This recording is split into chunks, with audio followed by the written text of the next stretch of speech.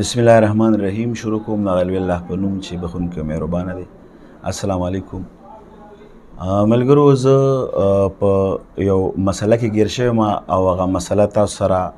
ډسکس کوم په خصوصي توګه د الف خان اوم شکریا ادا کوم چې د مال ټایم راکو.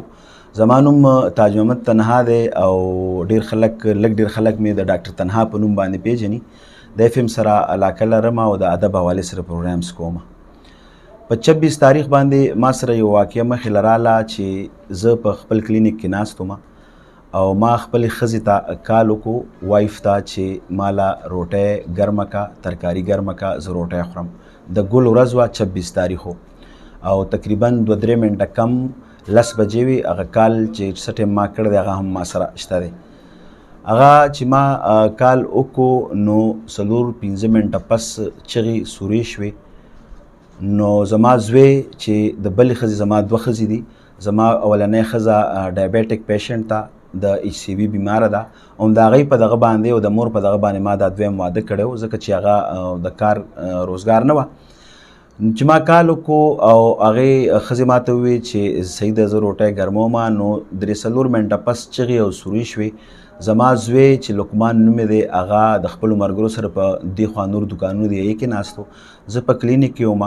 مونږ چې کور ته منډه کا، مونږ یو ځای لاړو او دې سره سره د مارکیټ کې چې نور څونه کسان ناست وو ځکه چې ناګهاني چغه وه، د بجلۍ چغه وه. نو هغوی هم مونږ سره لکه هغه کسان د ګواه په دغه زه پیش کولی هم شمه، هغوی هم مونږ سره دننه لاړل او مونږ زنانه خپله ما راوچته که او زما په مخ کې، زما په غیږ کې هغې ساه ورکه. مونږ د ګاډي بندوبست وکړو، زما لاس خپو کار نه کولو ځکه چې ما په مینه باندې کړې وه او په دې 2 کاله څه د پاسه 2 کاله کې زما او د هغې په منځ کې نه جنګ راغلی دی، نه جګړه راغلې ده، نه په دې 2 کالو کې دا یو منټ له خپل کور ته خپتلې ده چې یاره خپل کور ته دا خپتلې ده یا په دې باندې مونږ جرګه مرکه کړې ده راوستې یو منټ هم دا مونږ نه خفه نه ده تللې. او هغې د ما سره دومره مینه وه چې هغه به بغیر د غم ښادی نه او بغیر د اخترونو نه کور ته هم نه تله. هغه چې مونږ هغه راوچته که، زما خپلو لاسونو کار نه کولو. زه بل ملګری و د هغه ځای هغه ګاډي ته کېناست و. زما خور د اسلام آباد نه راغلې وه، ښځې مې دواړه هغوی ورسره په ګاډي کې کېناسته. مونږ په بل ګاډي کې بل ملګري ځان سره کېنالو. مونږ لاړو اسپتال ته. چې اسپتال ته ورسېدو هلته پوسټ مارټم وشو، ډیت سرټیفیکیټ تیار شو. هغوی وایي چې دا ډیډ باډي ده، دا وفات شوې ده. ما خپل وخو ته کال وکړو چې د یو نوم جوهر دی، په پولیس کې ایلیټ فورس کې کانسټیبل دی. د یو پولیس ټیچر دی اسماعیل نوم دی او د بل لیاقت نوم دی، هغه اوس ریټایر شوی دی آیسای نه. نو هغه الریډي په دې ګورونو سرونو باندې پوی دي او زه خو د ادب سړی یم، شاعر سړی یم، زما کتابونه چاپ دي، د ادب حوالې سره د مینې محبت پرچار کومه. دا ټولو ته پته ده، هر چا ته پته ده چې زه مختلف اف ام نه کار کومه، د ادب حوالې سره د مینې محبت پروګرامز کومه. هغه چې مونږ خبره وکړه او زما کله اوښې راورسېدل نو اوښو نه ما ته کتلي دي، نه زما جړا او فریاد ته کتلي دي، نه زموږ د زنانو جړا او فریاد ته کتلي دي. او هغوی منډې ترړې شروع کړي، شا به یې اف آی آر وکړي، شا به یې پوسټ مارټم کو، شا به یې دا کو، شا به یې دا کو. هغه ځای کې یو ډاکټر او یو پولیس حوالدار دی ته ووایي چې بھئی دا ډېر سرټیفیکیټ دی او دا چې کوم دی د دې سرټیفیکیټ سره دا مونږ دا ای سی جي کړې ده، دا د بجلۍ نه مړه ده، دې کې نور څه نشته او په آخري عمر باندې په دې شهادت مرګ وله مه خرابوئ او داسې مه کوئ. خو هغوی هغه خپل زور خولو او خپل دغه خولو ځکه چې هغوی په پولیس ډپارټمنټ کې وو. هغوی موږ سره داسې کار وکړو چې خبره لاړه. پوسټ مارټم د شپې زه په هغه شپه باندې زه او زما زوی هغوی په حوالات کې هلته کې د ایم ایم سی کې چې کوم پولیس دي هغوی سره چې هغوی هر څه خبرې کړي دي، خو خیر ان لیګل زه هغوی په هغه شپه باندې په حوالات کې بند کړم. سهار زه د خپلې ښځې جنازې له نیم رسېدلی، زه صرف مونږ چې لاړو نو جنازه راغشتې شوې وه مقبرې ته، دغه را روانو کټ د جنازې را روانو، ما صرف د کټ هغه خپه یو منټ له نیولې ده. نور زه خفا صرف په دې باندې چې په هغه شپه ما دې ته ووایي چې ما 3 ورځې پرېږدی چې زه د خپلې ښځې اخري خدمت وکړم ځکه ما سره 2-2.5 کاله ډېر په مینه تېر کړي، زما یې ډېر خدمت کړی دی. بلکې هغه داسې ښځه وه الله دې وله جنتونه ورکړي چې هغې زما کور ټول لاغون کړی و، که زما خپل و که زما پردي و، په هر لحاظ باندې هغې ما سره ډېر په مینه ژوند تېر کړی و. خو د هغې رونو ما سره دومره غلط بیهیویر دونه غلط دغه کو چې هر کله جنازه وشوه د جنازې نه پس که مونږ هلته دلته نه اعلانونه وشو زما ځای کې ځکه چې لاش دی یوړو مړی دی یوړو نه زمونږ په ځای کې اعلانونه وشو ځکه چې زه په جیل کې وم زما رور نه و هغه بل ځای کې و زما مشر زوی نه و په بل ځای کې و ما او کشر زوی مې دواړه په جیل کې و او دی لاړل پوسټمارټم هلته کې دی دغه مغه وکړو هر څه چې خپلو کو هغه یې وکړو بهرحال د دویمې ورځ باندې هغوی راله د زنانه سامانونه مامانونه یې یوړل ما یې زما ښځه لاړه زه په سامانونو څه کوم زمونږ د کمرې دا کړکۍ م وباسئ دا م یوسئ زمونږ دا ورونه م یوسئ دا م وباسئ چې څه وړئ هغه یوسئ ځکه اصل څیز خو هغوی مونږ باندې هغه خپل پرشر غورځولو نه زمونږ زما او د ښځې مینې ته وکتل ما تاسو ته خبره وکړه چې که په 2.5 کاله کې دا یو منټ هم کور ته خفتلی بیا هم زه ذمېوار یم یا راشئ زمونږ په چم مالت په ګاونډ کې تپوس وکئ که زمونږ په کور کې د ښځو سره جنګ جګړې شوي نو بیا هم زه ذمېوار یم د هرې خبرې بهرحال په 26 تاریخ دا مړه وه دی روزنامچه ولیکله په روزنامچه کې دا ولیکل چې زما زه په ډیوټی یم جوهر زه په ډیوټی وم ما ته کال وشو چې ستا خور مړه ده چې زه یې MMC ته لاړم نو زما خور مړه وه خو زه اوس په دې نه یم پوهی چې دا دوی په بجلی مړه ده او که دا په زهرو باندې مړه ده بهرحال مو خو په دې پورې اعتماد و ځکه چې ما په خپل غیږ کې راغشتې وه زما په غیږ کې ساه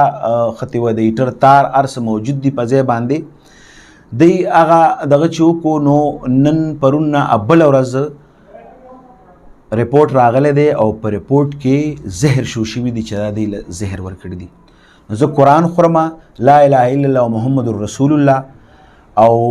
زه په اودس کې ما چې ما په خپل غیږ کې روچته کړې ده بل خبره زه تاسو دا کوم چې بارئي خلک راغلي دي او ما سره دا روچته کړې ده د هغه دغه نه د هغه موقع نه دا په کچن کې پرته وه د دې دا راغورځېدلې وه د دې په پوزه معمولي زخم و دی بیا دا خبرې م کولې چې دی وله بالغ په مری باندې ایښی دی او دا یې دا کړي دا یې دا کړي بهرحال چې د ډسټرکټ هیډکواټر نوخار کوم رپورټ رالو نو په هغې کې دا و چې په دې څه تشدد مشدد نه دی شوی او د په خلاص باندې د سوځېدو نشان دی نو د سوځېدو نشان خو الریډي د بجلی دی دې نه پس دی رپورټ د هغې نه سمپل واغېشتل سمپل اسلام آباد ته یا هر ځای ته لیبارټرۍ ته لیږلي دي زما مقصد او مطلب د خبرې دا دی چې هغه رپورټ چې رالو پرون نه بل نن درېیمه څلورمه ورځ ده چې رپورټ راغلی دی رپورټ هم زمونږ نه پټېدو را پټېدو بیا په ما باندې FIR شو زما په زوی باندې FIR شو او زما په ښځه باندې FIR شو زه DIG انویسټیګیشن ته زه DPO ته او څومره هم چې اهلکار دي هغوی ته ریکویسټ کوم چې دا رپورټ دروغ دی دا په ملي بګت باندې شوی دی دا په پیسو باندې شوی دی دا هغه کسان د ګورنمنټ کسان دي هغوی په خپل په پیسو باندې کړی دی زه دا ریکویسټ کوم سوال کوم منت کوم چې زما بیا دا رپورټ دوباره وشي دوباره دا پوسټمارټم وشي او د دې خبرې پته ولګي ځکه چې زه په دې باندې شور یم دا ما سره د هغه ځای خلک د کلي هلکان ټولو ته دا پته ده چې هغوی ما سره دا راوچته کړې ده دا بجلی نیولې ده نو زه DIG صاحب ته DIG چې زمونږ کوم دی DPO صاحب دی هغوی ته په اردو کې دا وایم ځکه چې هغه اردو سپیکر دی چې سر میں یہ کہنا چاہتا ہوں کہ یہ جو رپورٹ آیا ہوا ہے پوسٹ مارٹم کا رپورٹ ہے اس میں ان لوگوں نے زہر ملایا ہوا ہے کہ ان لوگوں نے زہر دیا ہے ہم نے تو یہ جھوٹ پر مبنی ایک رپورٹ ہے اور میں چاہتا ہوں کہ یہ پوسٹ مارٹم رپورٹ دوبارہ ہو جائے اور آپ کی زیر نگرانی ہو جائے DPO کی اور DIG کی زیر نگرانی ہو جائے اگر میں مجرم ہوں تو جتنا سزا مجھے 3-4 بار سزائے موت دیا جائے کیونکہ میرا وہ پیار محبت کی شادی تھی میں نے پیار محبت میں شادی کی تھی وہ مجھے بہت ہی عزیز تھی وہ بہت ہی اچھی عورت تھی اللہ ان کو جنت نصیب کرے ہمیں اللہ صبر دے اور میں یہ امید کرتا ہوں DIG صاحب سے کہ DPO صاحب سے کہ ہماری دادرسی کیا جائے اور ہمارے ساتھ جو ناانصافی ہوا ہے اس کی ازالہ کیا جائے اور زه بیا دا خبره کوم چې دوباره دا پوسټ مارټم وشي ځکه چې دې کې د زهر مونږه خو خبره د بجلی طرف ته وه او ډایرکټ دی زمونږ مایند بل طرف ته راته وکړو. هغه ټایم کې هغې خبره دا کوله چې دا په بالغ باندې دغه شوي دی، دی په مرۍ لاسونه ایښي دي. چې کله دا رپورټ رالو د ډسټرکټ هیډ مردان نوخار، نو هغې کې دا اسم نو بیا دی جی دغه شوی دا په 26 تاریخ باندې او پوسټمارټم په ما باندې پرون نه بل ورځ شوی دی. نن تقریبا 21 تاریخ دی، 21 تاریخ دی نن، او پوسټمارټم راغلی دی نن 3 ورځ ده او اف آی آر په ما باندې پرون نه بل ورځ شوی دی. نو زه په پولیس باندې الزام نه لګوم، زه په پولیس باندې دغه نه کوم، زه صرف او صرف دا خبره کوم چې دا پوسټمارټم رپورټ تی دوباره وشي، چې زما تسلی وشي. که زه ردې د هغې ما دا بیا دوباره په دې کې دا سیز رالو، خو دا به کېږي د ډي آی جي او دغه په نگرانۍ کې، د ډي پي او په نگرانۍ کې. دغه شان دغه ایکسیپټیبل نه دی، دا زه نه ایکسیپټ کوم او نه زه منم. نو یو ځل بیا زه ډي پی او ته ریکویسٹ کوما کہ سر یہ جو رپورٹ آیا ہوا ہے یہ جھوٹ پر مبنی ہے، اسے دوبارہ پوسٹ مارٹم کے لیے بھیجا جائے اور دوبارہ پوسٹ مارٹم کیا جائے تاکہ دودھ کا دودھ اور پانی کا پانی پتہ چل جائے. ڈیرہ مننا مہربانی.